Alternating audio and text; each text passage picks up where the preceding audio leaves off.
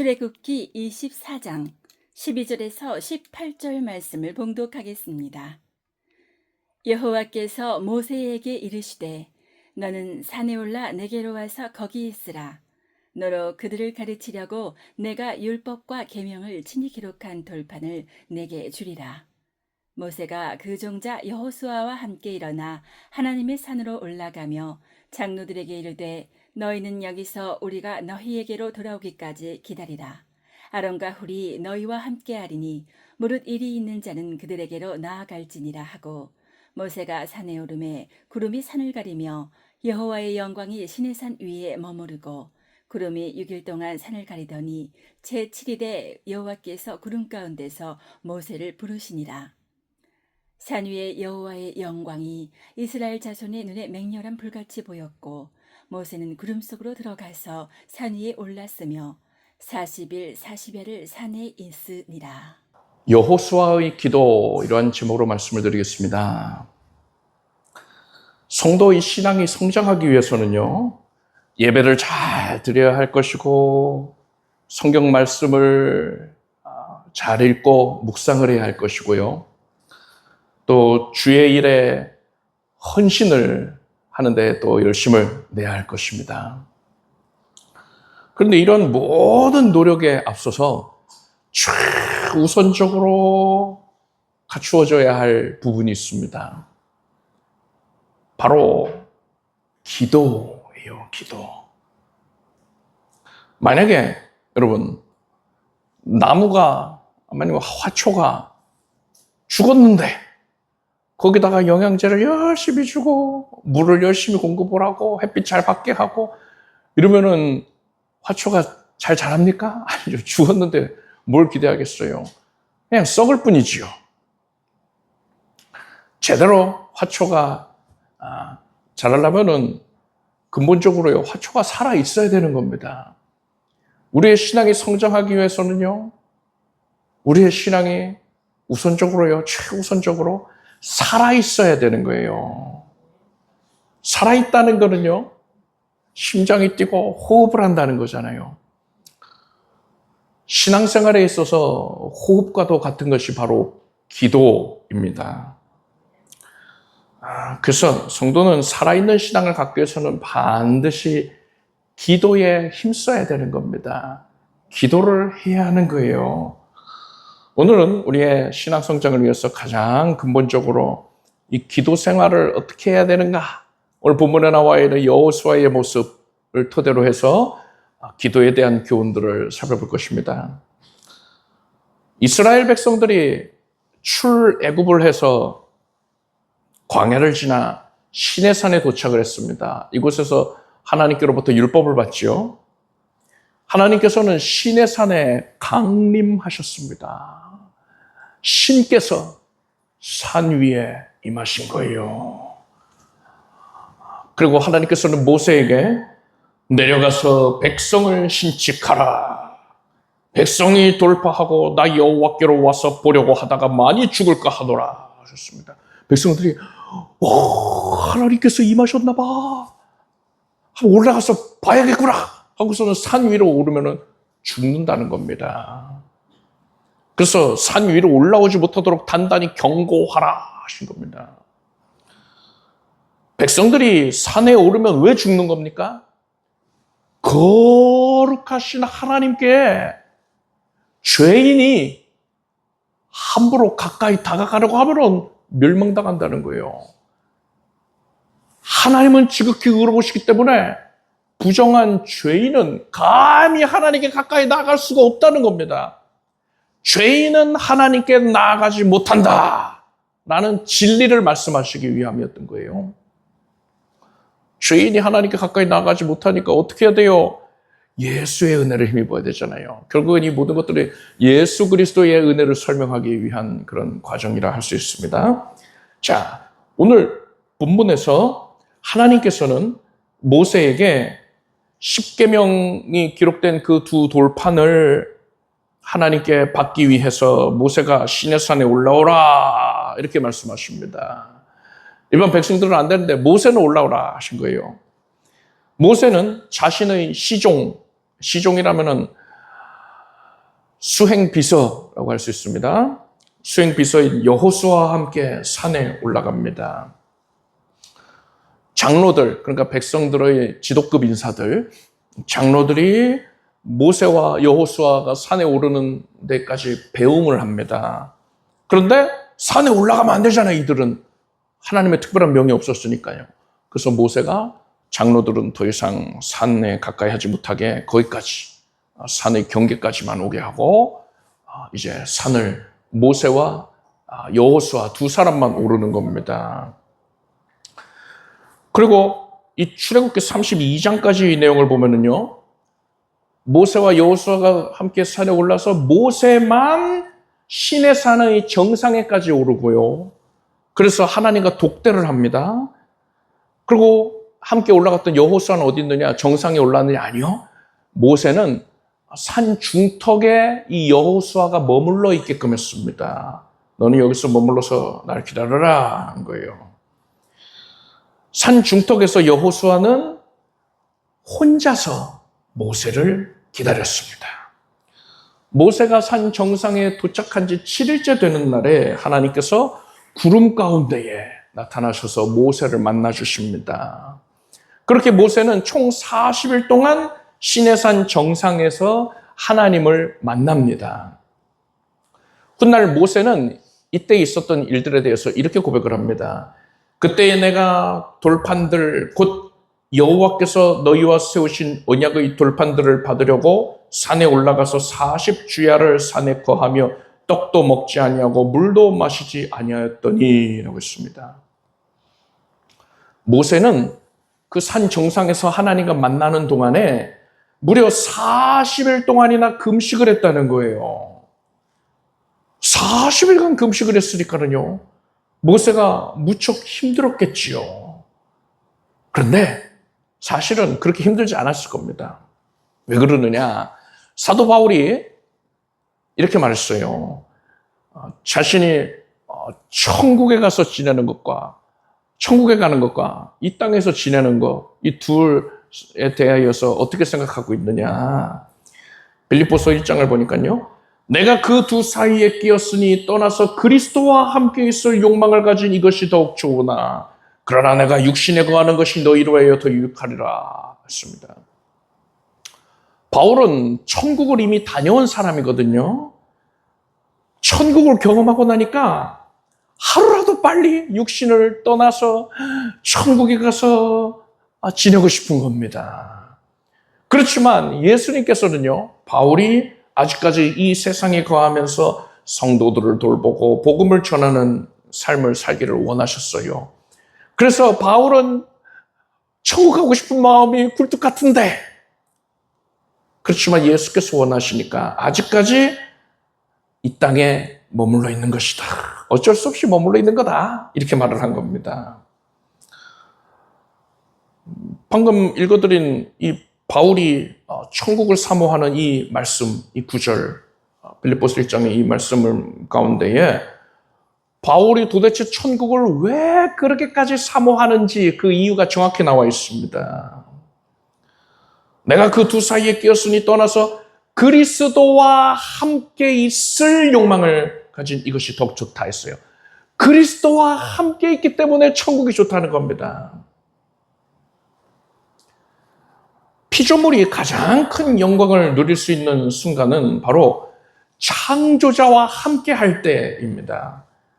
천국에서는 성도가 예수 그리스도를 직접적으로 대면을 하기 때문에 착한 영화로움을 누리는 거예요. 너무나도 황홀한 겁니다. 바울은 그걸 경험을 했어요. 천국 가서 경험했단 말입니다. 그래서 바울은 나는 천국에 정말로 가고 싶어. 다시 가고 싶어. 거기서 영원히 살고 싶어. 이렇게 말을 했던 겁니다. 여러분, 모세가 지금 시내산 꼭대기에서 하나님과 독대하고 있잖아요. 이때에 천국에서 누릴 수 있는 그 황홀감을 맛보았을 것입니다. 모세는 지금 영의 감동, 그 무한한 감동이 육신의 소욕을 압도를 하고 있는 상태예요. 그러니까 배고픔은 더 이상 개의치 않게 된 겁니다. 목마름, 그게 중요하지가 않은 거예요. 그 모든 걸 이미 초월한 상태에 있습니다. 그리고요, 이 40일이라는 시간이 모세에게는 너무나도 짧게 느껴졌을 겁니다. 여러분, 사랑하는 사람과 함께 있으면요, 시간이 빨리빨리 지나가잖아요. 그래서 젊은 남녀가 열애를 할 때에, 데이트 할 때에 시간이 너무 빨리 지나가서, 아이고, 아쉬워라, 우리 또 만나자, 이러잖아요. 그렇게 시간이 빨리 지나갔을 겁니다. 이 40일이라는 시간이 눈 깜짝할 사이에 지나가 버렸을 거예요.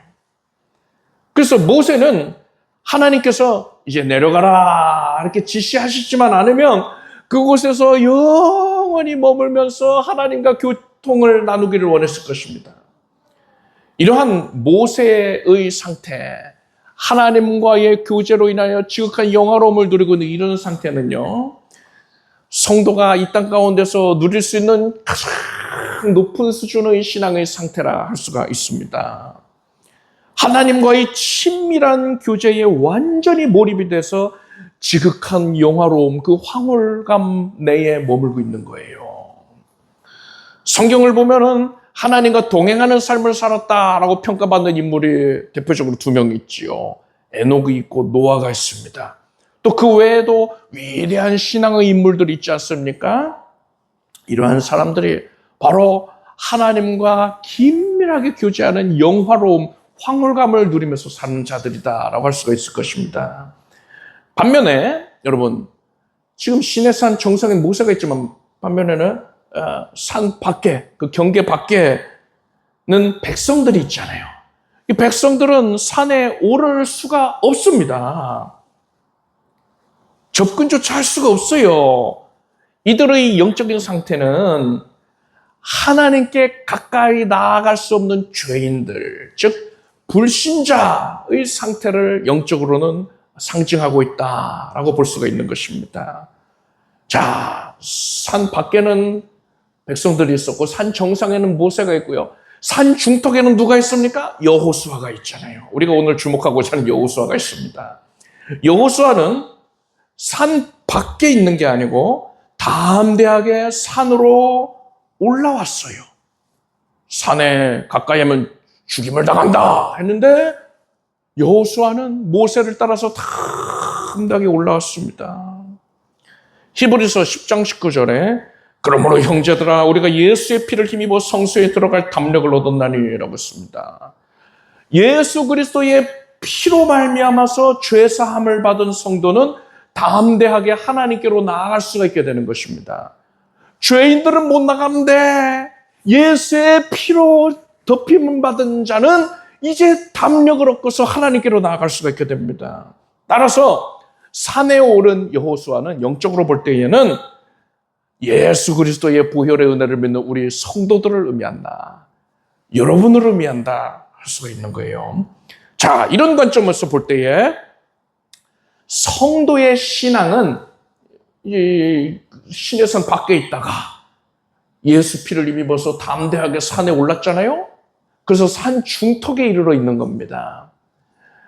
산 중턱에서부터 이제 산 정상으로 나아가기 위한 과정, 이게 바로 성도의 신앙의 과정이라, 여정이라 할 수 있는 거예요. 산 중턱에서 더 올라가서 하나님과 깊이 있게 독대하는, 그래서 지극한 영화로움을 맛보기 위하여 하나님과의 교제에 전념하기 위해서 산에 오르고 있는 그런 상태다. 이것이 우리의 신앙의 여정이다 할 수 있습니다.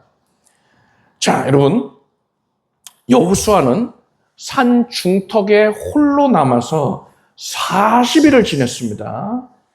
이때 여호수아가 어떤 상황이었을지를 여러분 생각을 해보세요. 모세는 산 정상에서 지극한 황홀감을 누리고 있었어요.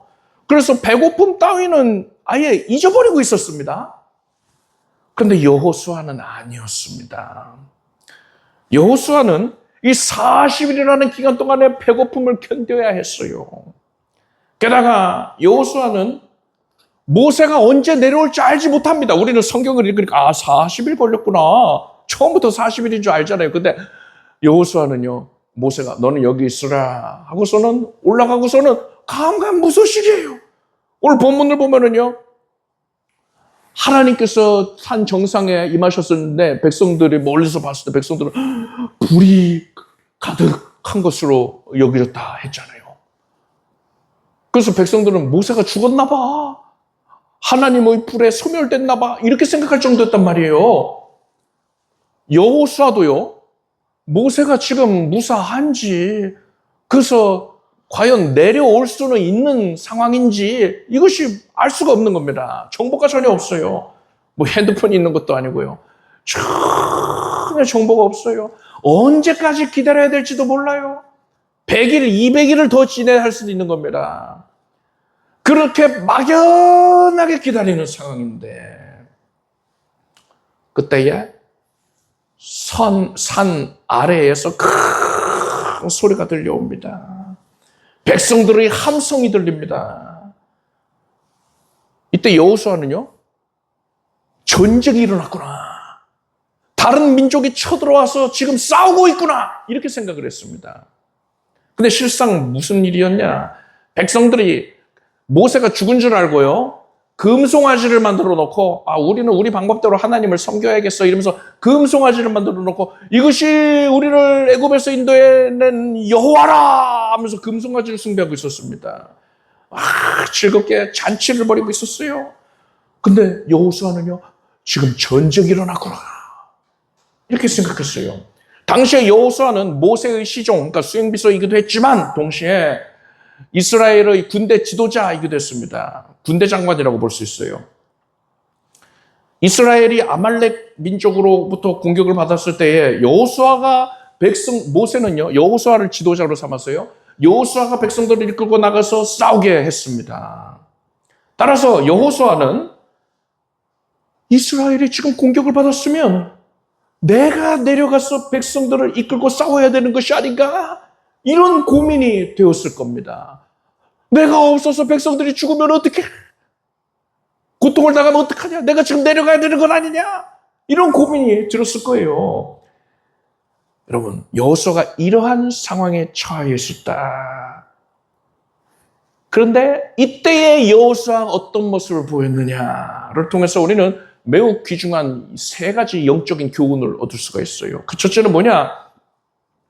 하나님께 드리되 온전하게 드려야 된다는 것입니다. 여러분, 따라서 고백합시다. 하나님께 온전히 드리라.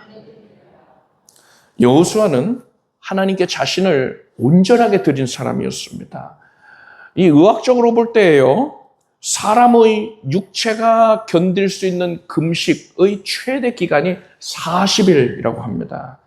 40일이 넘으면요, 40일 넘어서 금식을 하면은요, 사람이 생명을 잃게 됩니다.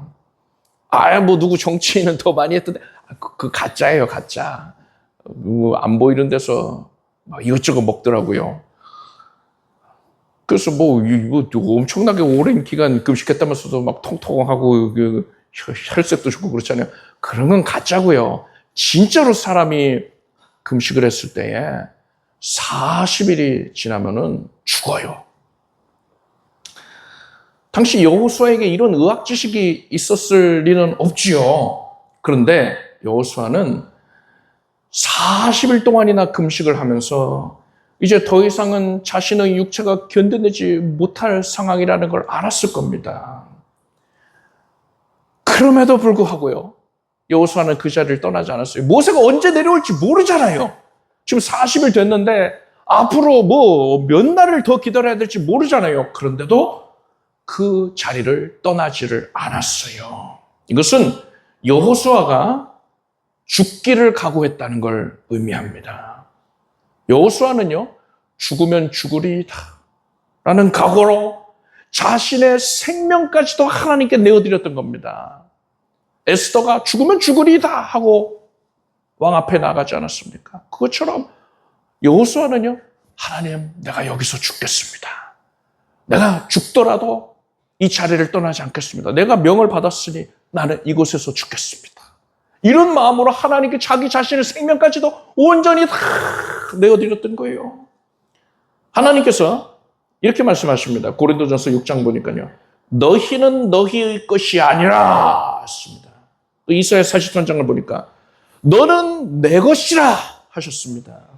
여러분, 나는요, 내 것이 아니고요. 나의 삶은 내 것이 아니고요. 하나님의 소유임을 여러분 깨닫길 바랍니다. 따라서 우리는 여호수아가 그랬듯이 우리의 삶을 온전하게 전부 다 하나님께 드려야 되는 겁니다. 하나님께 온전히 다 드린다. 구체적으로 어떻게 하면 되는 겁니까? 하나님께서는요, 우리에게 교제를 원하십니다. 우리를 왜 지으셨어요? 사랑의 교제자로 지으신 거예요. 그리고 하나님과 사람의 교제는 구체적으로 기도를 통해서 이루어집니다. 기도라 하니까 눈을 감고서 손을 모으고 하는 이 모습으로 하는 것만 기도라고 생각할 수 있는데 그게 안 되고요. 하나님과 교제하는 모든 것이 기도입니다. 여러분이 찬양할 때에 그 찬양의 가사를 곱씹으면서 하나님을 떠올리면서 하나님께 감사하는 마음으로 그 고백을 하고 있다면 그게 기도예요. 여러분이 지금 설교 말씀 들으면서 하나님을 만나고 하나님의 말씀으로 두렵고 떨림으로 그 말씀을 받고 있다면 믿음으로 아멘으로 받아들이고 있다면 그게 기도예요. 하나님과 교제하는 모든 것이 기도입니다. 자, 그런데 하나님께서 우리에게 교제를 원하시는데 우리는 온전히 하나님께 우리의 삶 전체를 드려야 된다고 했잖아요. 그래서 결론 뭡니까? 우리의 삶의 전 시간에 항상 우리는 하나님께 기도를 드려야 되는 겁니다. 단 한순간도 빠짐없이 우리는 삶 전부를 기도하는 데에 하나님께 드려야 되는 거예요. 예수께서 너희는 장차 올 이 모든 일을 능히 피하고 인자 앞에 서도록 항상 기도하며 깨어있으라 했습니다.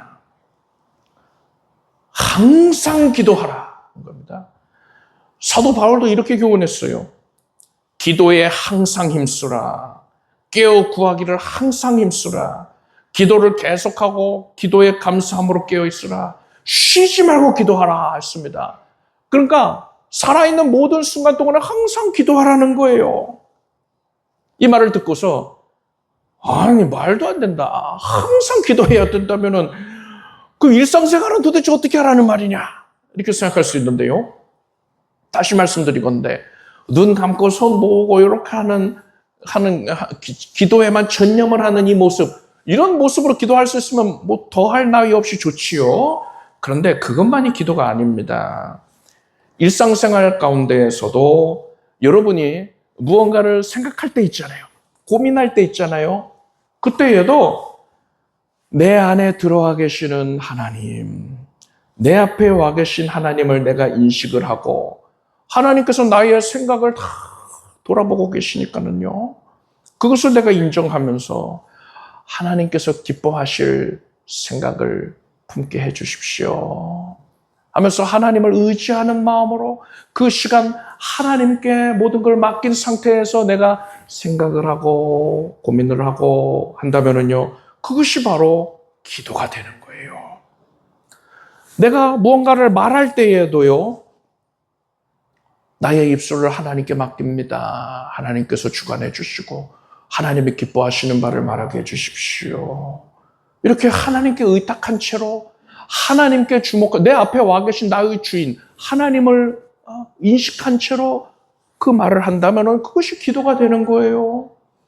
그리고 무언가를 열심히 일을 할 때에도요, 하나님께 맡기는 겁니다. 하나님께 맡기고 하나님을 의지한 채로 하나님의 인도하심을 구한 채로 하나님이 기뻐하시는 바가 이루어지기를 간절히 바라는 마음에서 그 일을 감당하는 거예요. 이것이 기도가 되는 겁니다. 이것이 바로 일상생활 가운데에서 삶의 전 시간을 오직 기도하는 데에 우리의 삶을 하나님께 내어드리는, 기도함으로써 내어드리는 것이고요. 기도의 끈을 놓지 아니하는 것이고요. 항상 하나님과 교제하는 것입니다. 오늘 본문에서 여호수아가 자기 삶을 온전히 하나님께 드렸다고 했잖아요. 우리는 이렇게 항상 기도에 힘쓰므로써 우리의 삶을 하나님께 온전히 드릴 수가 있게 되는 것입니다. 자, 그리고 두 번째로요. 우리는 시험을 이겨야 한다라는 교훈을 얻을 수가 있습니다. 따라서 고백합시다. 시험을 이기라. 여호수아라는 이름은요, 이 히브리 이름은 신약의 헬라어로 번역을 하자면은, 헬라어로 이 이름을 쓰자면은 예수입니다. 즉, 여호수아는 예수의 예수를 예표하는 인물이라 할 수 있습니다. 앞에서 여호수아가 40일 동안 금식하는 동안에 많은 고민을 했을 것이다 라고 말씀드렸잖아요. 이것은 마귀가 준 시험이었습니다. 이렇듯 여호수아가 40일 동안 금식을 하면서 마귀에게 시험을 받은 것은 장차 예수께서 40일 동안 금식을 하시고서 광야에서 금식하시고서 줄이신 가운데에 마귀에게 시험을 받으시는 것, 그것과 직접적으로 연결되어 있다. 그 예수께서 시험 받으시는 것을 예표하고 있다, 상징하고 있다라고 이해할 수가 있습니다. 마귀는 예수께 뭐라고 시험을 했습니까? 이 돌들로 떡덩이가 되게 하라 하면서 예수님의 배고픔을 공략을 했습니다.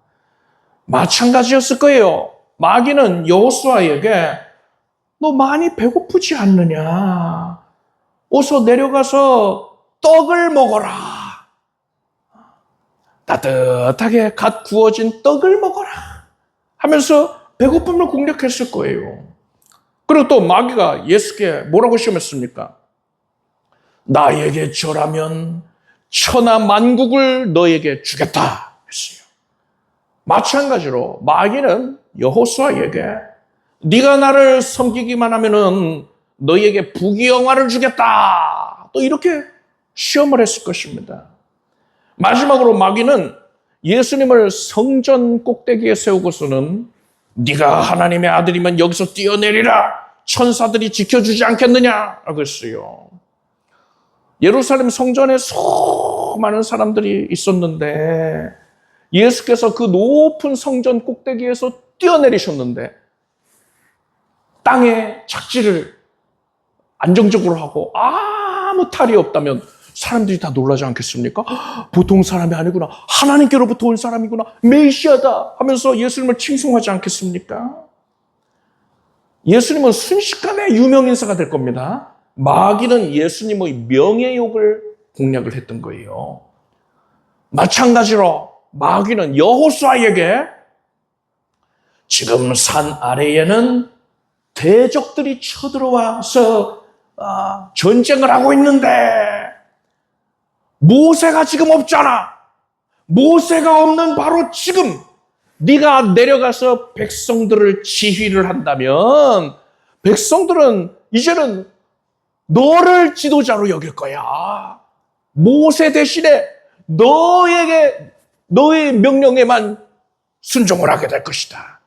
네가 으뜸이 되는 거다 하면서 그러한 명예욕으로서 여호수아를 미혹했을 것입니다.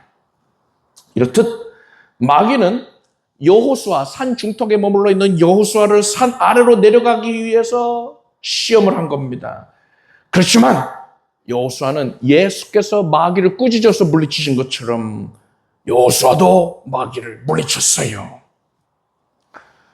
우리가 우리의 삶을 하나님께 온전하게 드리기로 작정하고 매 순간마다 기도를 한다면, 앞에서 우리가 살펴봤던 그런 방도대로 항상 기도하며 우리의 삶 전체를 하나님께 드리기를 힘쓸 때에 우리에게 여러 가지 도전들이 다가올 것입니다.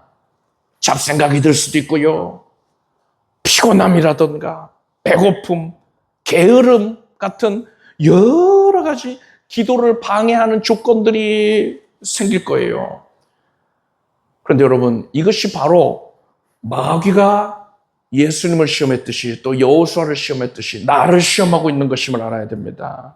마귀가 내가 산 중턱에서 정상으로 올라가지 못하게 하려고 산 중턱에서 끌어내리고 있는 지심을 알아야 되는 겁니다. 이럴 때 우리는 어떻게 됩니까? 사단아 물러가라. 너는 나를 넘어지게 하는 자로다. 그 마귀를 꾸짖어 물리쳐야 되는 것입니다. 그래서 여러분은 여러분의 삶의 모든 순간을 하나님께 기도하며 하나님과 교제함으로써 하나님께 삶 전체를 하나님께 드릴 수 있기를 바랍니다. 세 번째로 우리는 하나님을 사모해야 됩니다. 따라서 고백합시다. 하나님을 사모하라. 이스라엘 백성들이 광야에서 성막을 짓고서 하나님께 제사를 드리지 않았습니까? 근데 성막을 세우기 전에는 이스라엘 백성들은요, 회막이라는 장소에서 장소를 통해서 하나님께 계시를 받고 하나님을 섬기고 했습니다. 하나님께서 회막에서 백성들을 만나 주신 거예요. 그런데 출애굽기 33장을 보니까요, 사람이 그 친구와 이야기함 같이 여호와께서는 모세와 대면하여 말씀하시며 모세는 진으로 돌아오나 그 수종자 눈의 아들 청년 여호수아는 회막을 떠나지 아니하니라 했습니다. 모세가 회막에서 하나님을 섬기고 하나님께 명령을 받고 하나님과 교통하고 이제 자기 자리로 돌아갑니다. 뭐 밥 먹어야 되고 씻어야 되고 자야 되니까요. 자기 천막으로 돌아간 거예요, 모세가. 그런데 여호수아는 그 회막을 떠나지를 않았다는 겁니다. 여호수아는 모세가 떠난 그 자리에 왜 계속 남아 있었을까요? 여호수아는 하나님과의 교제를 간절하게 사모했다는 겁니다. 여호수아가 40일 동안 산 중턱에서 시간을 보낼 때에 그 시간을 고통스럽게 여겼던 게 아니에요. 물론 배가 고팠죠. 여러 가지 괴로움이 있죠. 고민이 들었을 거예요. 하나님께서 모세에게는 지극한 황홀감을 허락하셨지만 산 중턱에서는 그것을 누리지를 못했단 말입니다. 그렇지만 여호수아는요, 하나님을 사모하기 때문에 하나님과의 교제를 사모하기 때문에 그 사모하는 마음으로 기쁘게 그 시간을 보냈던 겁니다. 지극한 영화로움, 압도적인 황홀감, 이걸 누리지 않았음에도 하나님과의 교제를 사모하는 마음, 그 열심으로 이 시간을 기꺼이 보낼 수가 있었어요. 우리가 하나님께 삶을 온전히 드려야겠다 작정을 하고 항상 기도에 힘쓸 때에 그렇게 항상 모든 시간을 다 주님께 드리는 것, 이것을 고역으로 여기면 안 됩니다. 목사님이 설교 시간에 꼭 그래야 한다고 하니까 내가 이렇게 기도하려고 애쓰지만 너무 힘들다. 어떻게 항상 기도를 하려고 해. 하고서는 괴롭게 그 시간을 여기는 것은요, 합당하지가 않아요. 하나님께서 사람이 하나님께 헌신을 할 때 인색함으로나 억지로 드린다면은 하나님께서 절대로 그것을 기쁘게 받지 아니하신다 했거든요. 마찬가지로 우리가 우리 삶을 하나님께 드리겠습니다 하고서는 드리는데 우리가 억지로 등 떠밀려서 이렇게 기도하려고 하니까는 참 고생이네, 이런 마음을 가지고 있으면은요, 하나님께서 그것을 받지 아니하시는 겁니다. 이건 뭐와 같으냐? 우상 숭배자들이 종교적인 열심을 가지고서 고행을 하는 것과 마찬가지예요. 골방에 들어가서 벽을 바라보고서는 10년을 지냈다.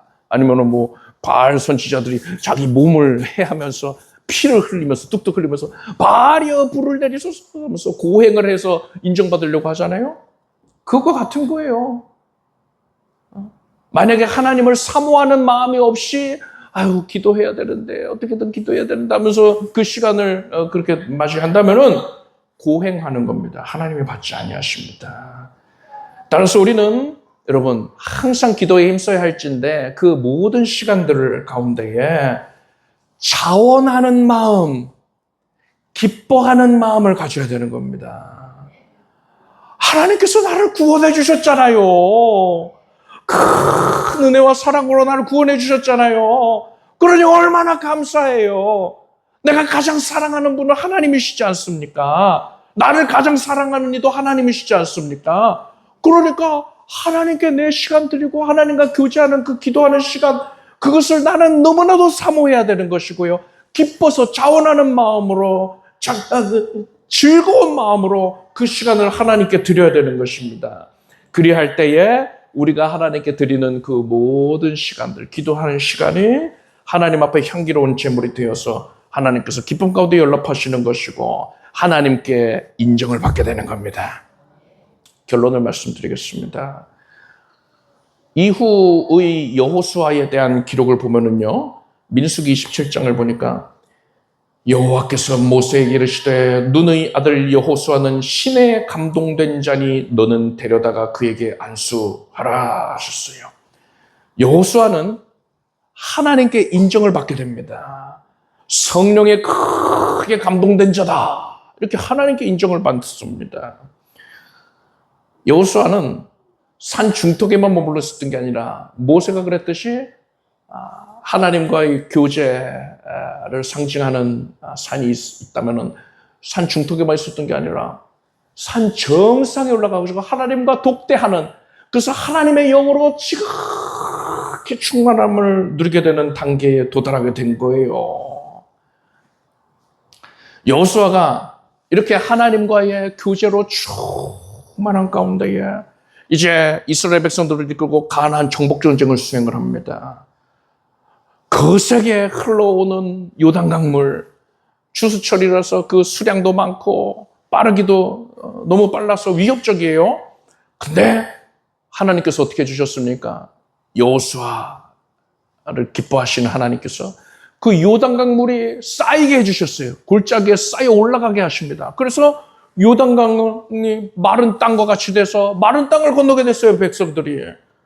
여리고성, 가나안에서 가장 강성한 성읍인데 그 여리고성이 여호수아가 이끄는 이스라엘 백성들 앞에서 무너져 내렸습니다. 또 여호수아가 명령을 하니까 해와 달이 그 자리에 멈추어 섰습니다. 여호수아는 성령에 크게 감동이 되었기 때문에 하나님의 권능을 체험하는 기적이 삶 가운데에 빈번하게 일어나서 일상이 되어버린 겁니다. 우리도 여호수아처럼 되길 바랍니다. 이것을 위해서 여러분은 오늘 배운 말씀을 지키십시오. 첫 번째로는 여러분의 삶을 하나님께 온전히 드리십시오. 무엇을 생각하건 말하건 간에 행하건 간에 항상 기도 가운데에서 그 모든 것들을 하나님께 드리기를 바랍니다. 두 번째로는 기도할 때에 마귀가 주는 시험을 이겨내십시오. 세 번째로는 하나님을 사모하는 마음으로 기도하길 바랍니다. 여러분은 이렇게 기도 생활을 함으로써 가장 높은 수준의 신앙의 단계에 이르게 되기를 바랍니다. 기도하겠습니다. 하나님, 우리를 하나님의 산으로 이끄신 것을 감사하나이다. 이제 산 중턱에만 머물러 있을 것이 아니라 정상에까지 이르겠습니다. 하나님께 삶을 온전히 드리게 하소서. 매 순간 하나님과 깊이 있는 교통이 있게 하시고 모든 시간이 기도로서 하나님께 드림이 되게 하여 주시옵소서. 하나님, 우리가 기도 생활에 전념할 때에 마귀로부터 여러 가지 시험을 겪게 될 것인데 그 시험을 넉넉히 이겨내게 하소서. 또한 우리는 억지로 기도하는 것이 아니라 인색함으로 기도하는 것이 아니라 차원에서 작정해서 기뻐해서 기도에 전념하게 하여 주시옵소서. 그래서 여호수아가 그렇게 된 것처럼 또한 모세가 누렸던 그 영화로움을, 그 황홀감을, 하나님과 교제함으로 인한 지극한 기쁨을 우리 성도들의 온 생애 가운데에 풍성히 누리게 하여 주시옵소서. 예수님의 이름으로 기도드립나이다. 모두 자리에서 일어나십시오. 가슴에 손 얹고 아픈 곳에 손 얹고 기도하겠습니다. 하나님께 기도할 수 있다는 것이 얼마나 큰 축복인지 우리가 깨닫게 하소서. 감사드립니다. 피조물이 창조주께 아뢰고 창조주와 교통하고 깊이 교제할 수 있게 해주셨으니 감사드립니다. 하나님을 사랑하는 마음이 더 간절해지고 이 기도하는 심령을 하나님이 기뻐하신다는 것을 알고 기도를 더 귀히 여기며 기도에 항상 힘쓰게 하여 주시옵소서. 우리의 속사람을 능력으로 강건하게 하소서. 연약한 마음, 낙담된 마음 다 치유받고 이제는 예수 그리스도께서 붙들어 일으켜 주심으로 말미암아서 하나님 안에서 가장 건강한 심령을 얻게 하여 주시옵소서. 우울증은 사라질지어다. 두려움이, 답답증이, 공황증이 사라질지어다. 자기 정죄감이 사라질지어다. 기쁨과 평강으로 가득하게 될지어다. 연약한 육신에 지금 손을 얹은 부위에 주 성령께서 은혜 나타내셔서 깨끗이 고쳐주심을 믿습니다. 하나님께서 나를 고치시는 것은 절대로 어려운 일이 아니었고 하나님께서 능치 못하실 일이 없고 지금 기적을 나타내시는 것을 기뻐하시다는 것도 압니다. 내 하나님께서 나를 고치셨습니다. 강건하여질지어다. 모든 연약은 물러갈지어다. 하나님께서 나를 고치셨으니 생명 충만할지어다. 새 힘이 충만할지어다. 하나님께서 종양과 결석을 제하시고 염증을 제하시고 고통을, 통증을 제하셨나이다. 암세포까지도 하나님께서 깨끗이 녹아 없이 하셨습니다. 나는 하나님 안에서 평온합니다. 강건합니다. 주의 일에 힘쓰겠습니다. 삶의 전 영역을 하나님께서 복되게 하시고 가정을 복되게 하시고 온 가족들이 예수 그리스도 안에서 기도하는 바가 주의 이름으로 경영되게 하여 주시고 형통을 누리게 하여 주시옵소서. 하나님께서 문을 여셨으니 막을 자가 없으리라. 하나님께서 높이셨으니 낮출 자가 없으리라. 하나님께서 주의 백성들을 으뜸되게 하셔서 선한 영향력을 행사하게 하시고 많은 이들을 주께로 인도하게 하여 주옵시며 어디로 가든지 이기게 하여 주시옵소서. 예수님의 이름으로 기도드립나이다. 믿은 대로 될지어다. 이렇게 박수를 올리겠습니다. 자리에 앉으십시오. 준비하신 예물을 정성된 마음으로 하나님께 드리겠습니다. 드리신 예물 위에 축복 기도하겠습니다. 하나님을 간절하게 사랑하는 마음으로, 앙망하는 마음으로, 주님과의 교제를 기뻐하는 마음으로 헌신했습니다. 주의 자녀들의 헌신된 심령을 아름답게 여겨주시고 복을 내려주시옵소서. 예수님의 이름으로 기도드립나이다. 자, 여러분 우리가 성경 읽기 지금 마태복음 들어갔습니다. 성경 읽기에 전념해 주시기를 바랍니다. 우리 주 예수 그리스도의 무한하신 은혜와 하나님 아버지의 사랑과 성령님의 교통하심을 하나님과의 교제를 사모하여 삶 전체를 내어드리고자 하는 주의 자녀들 위해 영원토록 함께 없시기를 축원합니다.